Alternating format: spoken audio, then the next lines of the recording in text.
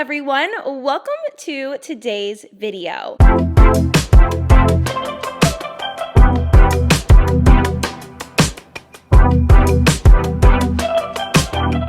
So, I actually was requested by a lot of people for a really long time to do a full Q&A regarding being a content creator, being a YouTuber, quitting your 9-to-5, manifesting your dream life. And I wanted to do that today for you guys and give back the knowledge that I've accumulated over the years, things that I didn't know that I now know regarding sponsorships, managers, what I want my home to look like if I am working from home. There's a lot to really get into, and I wanted to answer all of your guys' questions. So that's exactly what today's video is. It's a Q&A about being a content creator, manifesting that life for yourself, and putting it into action, letting it come into fruition. I'm gonna help you with that. I've been doing this a really long time. I've been a content creator for 6 years, and I've been financially independent for about 3, and I've learned a lot. So I hope that this will really help you guys out. And don't forget to like, comment, share, and subscribe if you haven't already. And make sure to follow me on Instagram, because that's kind of where I ask you guys all of these questions, so you guys can really participate in some Q&As in the future if you follow me on there, because that's where I ask. Without further ado, let's get into today's video. Also, I wanted to say today's video is sponsored by Boxycharm. Thank you so much, Boxycharm, for sponsoring today's video. We're going to talk a little bit about that later, but I wanted to shout them out in the beginning and say thank you. And yeah, guys, let's just get into today's topic. It's a good one. It's juicy. It's good. And you guys better get your notepads, because I am going to give y'all the tea. Okay, first question is, when do you know it's okay to quit your 9-to-5? So for me, I did everything wrong. I essentially quit my job back in, I want to say 2018, 2017. And I was actually working at Men's Warehouse. It was my last and final job before being a full-time YouTuber. And I quit because I was still living at home, and I told my parents, I can't work and go to school and be a YouTuber.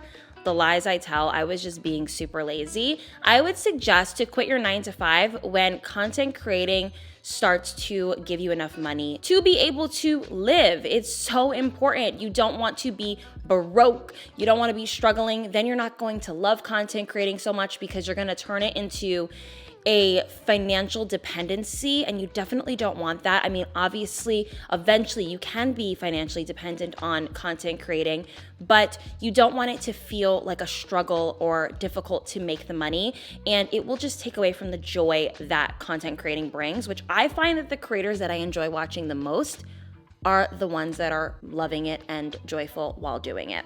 I am so excited to show you guys today's sponsor, which is Boxycharm. I have been hearing about Boxycharm for years on YouTube, and I'm so happy that I actually got to experience it now. So Boxycharm is a monthly membership service that curates the best in beauty, whether it's skincare, makeup, hair care, tools, and it delivers to your front door with free shipping. Depending on your membership, you can choose up to 3 products from each box. The beauty quiz helps Boxycharm send charmers a customized box tailored to their beauty and lifestyle needs and preferences. And another perk of being a charmer is that you get access to exclusive shopping experiences like the Boxy Beauty Bash, where you can find crazy discounts off top brands and products. Boxycharm makes for a great holiday gift to a friend, loved one, and yourself. I wanted to show you guys what I got this particular month from Boxycharm. So we have, let's see, a collagen face primer. So excited to use that. Then we have, ooh, what is this? Exfoliation without abrasion. These are soft cotton pads infused with MDT5. What is that? Exfoliates dead cells on skin surface. I will definitely be using these. Anything skincare, anything exfoliation, I'm gonna use. Oh, and there's 50 of them in there. So what's really great about Boxycharm is you're getting like the full size of everything, which I think is amazing. I have this super set setting spray. Oh, I can never have too many setting sprays. Like, so excited about that. Whoops. Then I have this glow palette. I will open this up, a highlighter palette. What I like is that I'll be able to probably gift some of these to my friends and family for Christmas. Like, it's the perfect time of year for me to, oh, what's this? Let me open this up and then I'll show you guys. Okay, I got the palette open. Look how pretty. I actually don't own many of these colors in my collection, and it's the perfect time of year to have like those maroon shades. That sparkly one is giving what it needs to give. Wow, I cannot wait to play with this. I was thinking about gifting this and now I'm thinking maybe I shouldn't because that is very much a Haley color. Obsessed. Oh my God. So when it comes to Boxycharm, there are different subscription tiers depending on what you decide to get. For the base box, it's $27.99 per month. You get 5 full-size products and you pick one item of your choice. And this is a $175 value. So you're really getting a steal there. Like, guys, you're getting full-size palettes and setting sprays and things like that for the price of like one item that you would buy at any other retail store, to be honest. So it's really giving a great deal. And this is really great for anybody who is just dabbling in skincare and makeup and doesn't know where to begin. It's gonna give you something fun to look forward to every month for you to play in makeup without having to spend top dollar. I will leave everything that you guys need to know about Boxycharm for you guys to sign up down below. Thank you again, Boxycharm, for sponsoring today's video. Now let's get into the rest of today's topic. Okay, next question. How do you manage everything that must be done? Sponsor dates, content planning, filming, editing, etc. Great question. So, 3 different ways because I'm super anal. I have a daily calendar or like a daily schedule that I have, and I will link it down below for you guys. I got it on Amazon. It's just a daily schedule where I put down the times of each thing I want to do in a day and the 3 priorities that I have to get done. I also have a weekly planner, which is so crucial for me so that I can kind of remember what day I want to film, what video, what sponsor is due on which day. It's a lot, so you want to make sure that you have your calendars, whether it's digital or paper. I like both.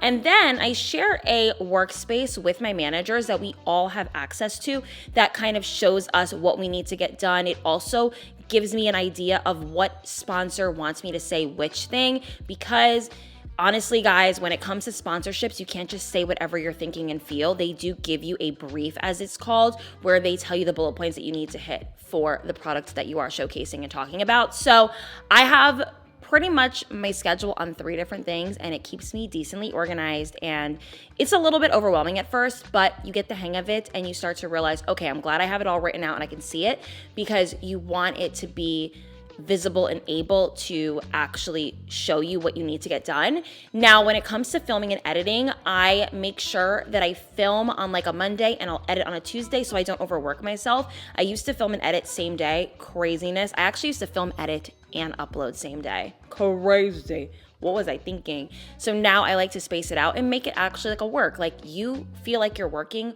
when you do a strategic schedule planned out day. That is what's been working for me. And yeah, guys, I just like to follow it on a calendar basis. What do you edit with? I actually edit all of my videos on iMovie to this day. I have been doing it since I started on YouTube. I do not use Final Cut Pro, and I've bought it on both my computers. I have a desktop and I have a MacBook, and I literally hate Final Cut Pro because I'm just not good at it. So for me, what I like to use is iMovie, and I use it to its fullest potential, and I think I do a pretty decent job. I like the way all my videos come out, and I don't need super crazy editing anyways for my type of videos. So yeah, that's what I use. Is having a niche better than random posting? So I would say that having a niche on YouTube is what's gonna make you big. Or on TikTok or on Instagram, having a niche is important, which essentially means that you talk about one topic. You make that topic your identity, essentially. My identity for the past couple of years has been self-care, and it has done me wonders. And what I love about self-care is it can be so many different things. It can be your mental well-being, it can be hygiene, it can be hair, makeup, it can be giving girls pep talks. It all kind of falls under the category of self-care, so I don't get super bored. But I do find that the people who do like murder mysteries, and they have like true crime channels, and people who do art, or people who only do, you know, talking videos about mental health. These are ways that you can really laser focus on a niche. And I do find that people gravitate towards those channels because people like to have a person for everything, and it just keeps it organized. And there are just super fans out there for specific topics. So I definitely think you should niche your content if you can and will, because it definitely is more profitable and it's more engaging. People are going to gravitate towards it a lot more. Best way to organize your space if you work from home. So for me personally, I have thrived in chaos for years. I wouldn't like to use the word thrive, but I've functioned, I should say. I functioned in chaos, and recently I've been super organized. I particularly picked this apartment because it has a second bedroom. I have 2 bedrooms, 2 bath, and I made sure I got like the largest space that I could find because I wanted to make sure that my home was going to feel comfortable for me, knowing that my home is also my office. It's crazy. It's a crazy feeling. You don't want to feel confined. You don't want to be in a dark space. You don't want something that's not going to motivate you. For me, I'm super motivated in my apartment. I have an actual office in here. That's the second bedroom. So all of like my equipment goes in there, and sometimes I'll work in there. And also I find that just making sure that your home is tidy and clutter-free will keep you organized and on top of things, because the last thing that you want is for you to feel like your home's a mess. It's not going to make you want to film. It's not going to make you want to work, whatever 9 to 5 that you're quitting to work from home. It is really something to have your home be a space that represents you and makes you feel happy and whole and productive. That is number one for me. So if I don't feel productive in my home, there's an issue. And I was super particular when picking my apartment. Like, I am very, very, very picky about spaces I live in because I know I'm gonna be spending like 90% of my time in it. How do you get sponsors? So for me personally, I'm gonna talk about my journey, and then I'm gonna talk about how I can help you on your particular journey.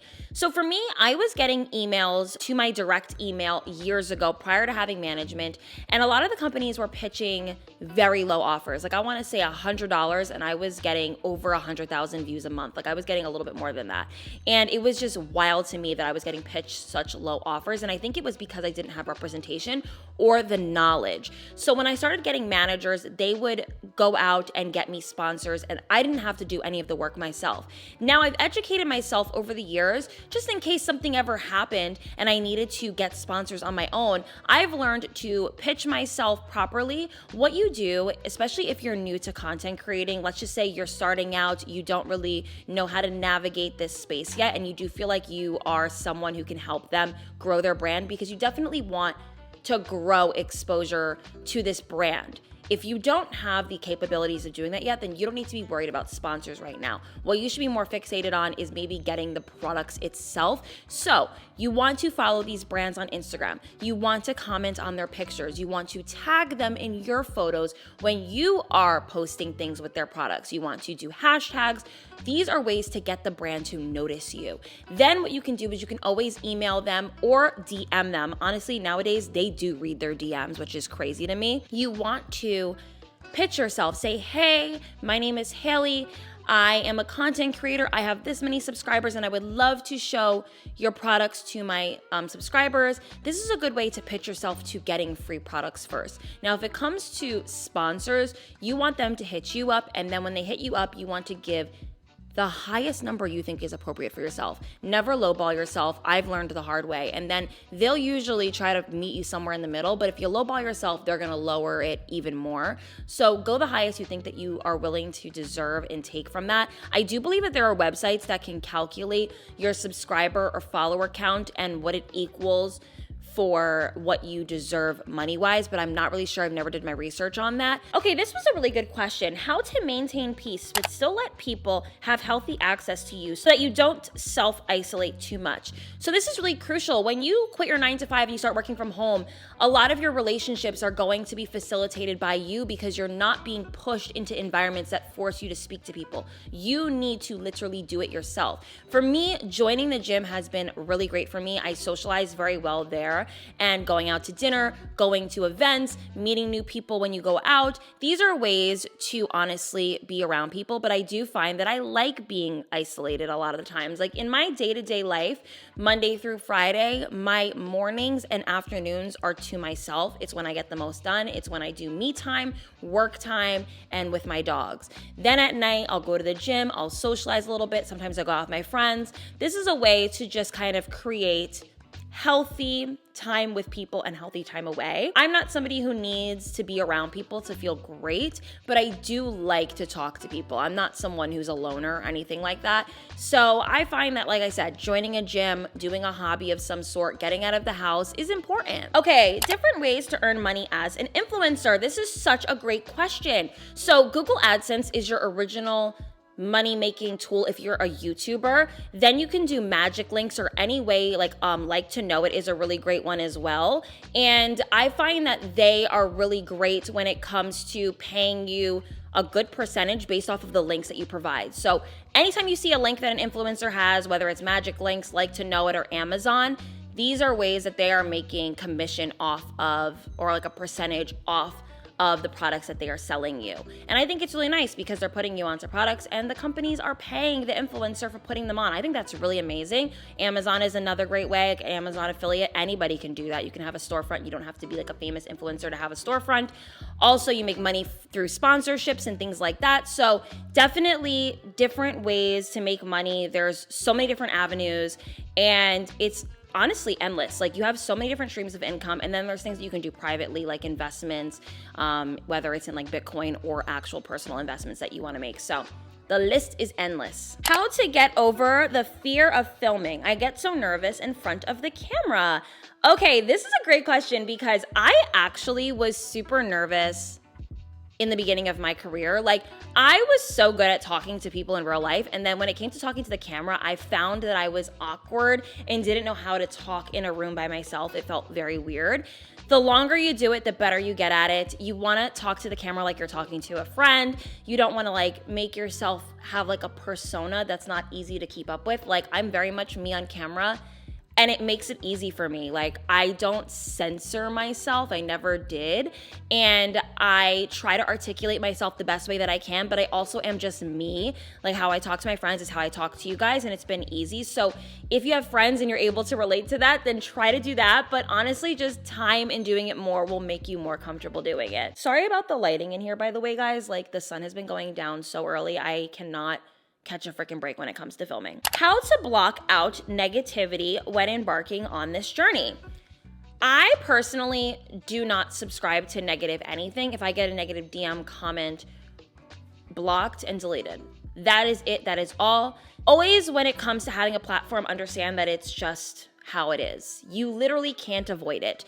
I have had a really supportive and incredible career that was surrounded by a lot of love and light, and I choose to focus on that, not on the 1 to 2 negative comment or DM I get.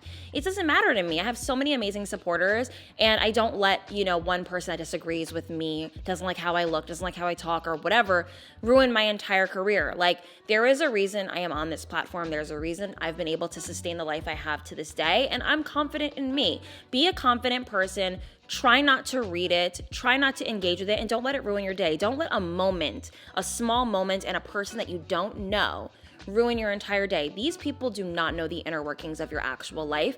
And I do find that a lot of people ask me, like, how do I start a YouTube channel without my friends judging me and things like that? Like, you need to block it out. You can't let other people determine your fate and your future and things that are meant for you based off of fear that they're gonna make fun of you. Who cares? Influencer friends, are they important? I think that being friendly with people in the community is very important. I don't think you need to be their best friend or anything like that. I have like one really good influencer friend that I actually hang out with, and then the others I, talk to on the internet and I really engage. But I do think it's important to support other influencers on the platform because you actually watch and like these people. You should tell people about it. I think it's important to not gatekeep your favorite influencers because you feel like you shouldn't mention other people's names, and no. We should all be supporting each other, and I think it's important to just support other people. There's enough room for everyone at the table. Like, come on. How to get free services done. Oh my God. Okay, so I think it's kind of rude to ask for a free service. I think you should allow other people to offer it to you. So for instance, like I remember I got reached out to by someone to give like me a free nail like art situation, like to get my nails done for free with an exchange of a post. And I do it every time somebody says that and I want to actually go to them, I'll do it. And sometimes it's nice to tip, sometimes it's nice to do little things for them along the way. But I think to ask for a free service is extremely rude, and because you're essentially telling somebody that their time isn't valuable. And yes, it does come with the life of being an influencer. I've gotten a lot of free things. I've gotten free food. I've gotten free services. I've got a lot of free things because of who I am, and it never goes unnoticed. I am so eternally grateful, but I have never went towards it and forced it on someone. I think it's important that they ask you, and that's what they're comfortable with doing. So accept it, but don't ask for it. How to make a healthy schedule so you can balance work and play. Like I said earlier, calendars are going to be your best friend. Following things a little bit better, having a productive schedule where you have a good combination of, okay, from 9 to 2, I'm gonna do work. From 2 on, I'm gonna maybe like watch a little bit of TV, and then maybe 4 to 7, this is when I'll do other things. It's a lot of scheduling for me personally, and I find that it's the most sustainable and I enjoy it the most because it gives me something to look forward to. Like, I love, like, to me, going to the gym is like a reward after a long day. It's amazing. Like, I don't know. It's fun. Like, I know going to the gym, you would be like, girl, isn't that like dreadful? Like, no. Like, going to the gym is super nice. It's a way for me to socialize. It's a way for me to move my body. I get to see my girlfriend, who I enjoy seeing her every time we go because we work out together. And it's just nice. So for me, yeah, I think that just scheduling things out will be easy. Work and play, it's important to schedule both. Management, how did you get it and how much do they contribute? So I got management back in, I wanna say 2019. They reached out to me. I actually thought it was like a fake email. So they emailed me, told me everything that they wanted to do for me. I got a phone call with them. We had an entire discussion. I ended up having to sign a contract, and I was able to go and meet them in person, see their offices and things like that. Like, you definitely want to see and see what you're getting out of it, right? Because some management teams can overlook you. They didn't have many people a part of the team at the time. So I was like, I felt so cared for, and I still to this day do. Like, my management team has taken on so many new talent, and I have yet to feel like they don't care about me. Like, they have been very involved in my career since I started, and I'm so freaking grateful, because they could have simply, written me off or not have cared for me, and I would have been stuck with, doing this on my own. And I'm gonna tell you, they contributed a lot. They literally give me every sponsorship I've ever had, and I'm so grateful because my sponsorship money has allowed me to live a bigger life even than the life I had prior to sponsors. Like, let's just say I was making $10,000 a month before. Sponsorships allow me to make $40,000 to $50,000 a month. Like, that is how much of a drastic difference having sponsorships is. And that's why I think, like, it's just so nice to get sponsorships. Like, I will never be ungrateful, because it is, to me, like work, and it is important, and it sustains a nice life, and we're able to give back. I know for me, a lot of my money goes into giving back to my channel and learning and paying for this and paying for that so that I can try different products out for you guys. And it's just really, really, really nice. And for all of those asking how to get management, I would say allow them to reach out to you. You don't want to have the underhand, you want to have the upper hand. And the best way to pitch yourself properly is when somebody reaches out to you saying, I want you to be a part of the team. And you want to make sure that they're not taking money out of your Google AdSense, that they're only taking like 20% out of the sponsors that they get you. That is it, and that is all. Okay, guys, I hope you enjoyed today's video. It literally became pitch black by the time that I was done filming this, so I'm sorry about the lighting change, but I hope that you guys got a lot of information out of today's video. Don't forget to like, comment, share, and subscribe if you haven't already. I know that navigating your content journey and becoming an influencer and quitting your 9-to-5 can be a little bit difficult to navigate, and I hope that I propel that journey in a way that allows you guys to feel more knowledgeable about it. So don't forget to like, comment, share, and subscribe if you haven't already, and I'll see you guys in my next video. Bye, everyone. Good luck.